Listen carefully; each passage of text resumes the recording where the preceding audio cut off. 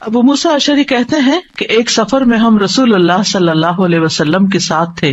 جب ہم کسی وادی میں اترتے تو لا الہ الا اللہ اور اللہ اکبر کہتے اور ہماری آوازیں بلند ہو جاتی.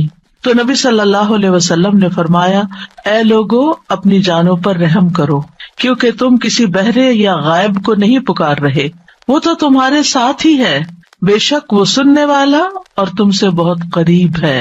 اس کا نام برکتوں والا ہے اور اس کی عظمت بہت ہی بڑی ہے.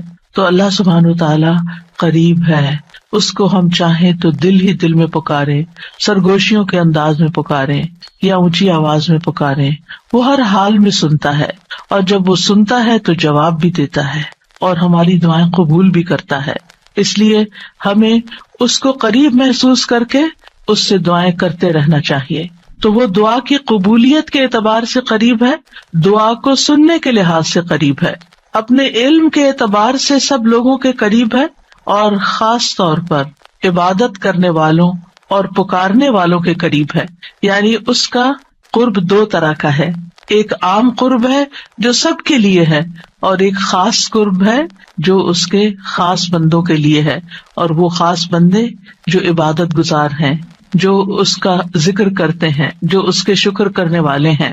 تو اللہ سبحانہ تعالیٰ ان کی دعاؤں کو قبول کرتا ہے، ان کی مدد کرتا ہے اور انہیں نیک کاموں کی توفیق عطا کرتا ہے. یہاں پر آپ دیکھ رہے ہیں کہ فَإِنِّي قریب کہہ کے بندے اور رب کے درمیان کوئی فاصلہ نہیں رکھا گیا اس اعتبار سے کہ کوئی اور واسطہ ہو. یہاں اللہ سبحانہ تعالیٰ نے جواب کو قل یا فقل کہہ کے نہیں فرمایا، جیسا کہ دوسری آیات میں آتا ہے. جتنے بھی سوال صحابہ کرام نے رسول اللہ صلی اللہ علیہ وسلم سے کیے تو ان کے جواب میں اللہ تعالیٰ نے فرمایا قل، آپ انہیں بتا دیجئے. لیکن یہاں پر قل بھی نہیں آیا، ڈائریکٹ فإنی قریب، اذا سألک عبادی انی فإنی قریب، یعنی بیچ میں کوئی واسطہ نہیں لایا گیا.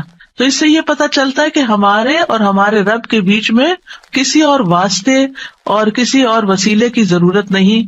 اور جب اللہ تعالیٰ نے یا عبادی کہہ دیا تو اس میں سارے بندے شامل ہو جاتے ہیں، چاہے وہ نیک ہوں یا بد ہوں، بڑے ہوں یا چھوٹے ہوں، گناہگار ہوں یا بہت پرہیزگار ہوں، کوئی بھی ہو، جو بھی اپنے رب کو پکارتا ہے رب اس کی پکار کو سنتا ہے اور وہ قریب ہے. لہٰذا جب ہمارا رب قریب ہے اور مجیب ہے، جیسا کہ آپ جانتے ہیں پروگرام کا نام بھی قریب و مجیب اسی لیے رکھا گیا کہ ہمارا اگر اپنے رب سے تعارف ہو جاتا ہے، ہم اپنے رب کو پہچان جاتے ہیں کہ ہم کس کو پکار رہے ہیں اور وہ کہاں ہے، تو جتنا جتنا ہمارا یہ یقین ہوگا کہ وہ ہمارے قریب ہے اور وہ سنتا ہے اور جواب دیتا ہے، اتنی ہی زیادہ محبت اور توجہ کے ساتھ، اخلاص کے ساتھ ہم دعا کریں گے انشاءاللہ. اور پھر آپ دیکھیے کہ اللہ تعالیٰ ہماری دعاؤں کو ضائع نہیں کرتا. اجیب دعوت الداعی اذا دعانی، مطلب یہ ہے کہ جو بھی مجھ سے مانگتا ہے وہ کچھ پا کے ہی لوٹتا ہے، وہ نامراد نہیں ہوتا. جیسے زکریا علیہ السلام نے کہا تھا کہ وَلَمْ أَكُنْ بِدُعَائِكَ رَبِّ شَقِيًّا، کہ اے رب تجھے پکار کر تو میں کبھی بدبخت ہوا ہی نہیں، کبھی مایوس ہوا ہی نہیں، کبھی محروم ہوا ہی نہیں. جب بھی تجھے پکارا تجھ سے کچھ پا ہی لیا. تو اس لیے ہر دعا کرنے والے کو یہ یقین ہونا چاہیے کہ ہماری دعا ضرور سنی جائے گی، کیونکہ شیطان انسان کے دل میں یہ وسوسہ ڈالتا ہے کہ تمہاری دعا قبول نہیں ہوگی. نہیں بھائی، ہر ایک کی دعا قبول ہوتی ہے اگر وہ صحیح معنوں میں اپنے رب کو پکارتا ہے، وہ دعاؤں کو سنتا ہے اور جواب بھی دیتا ہے.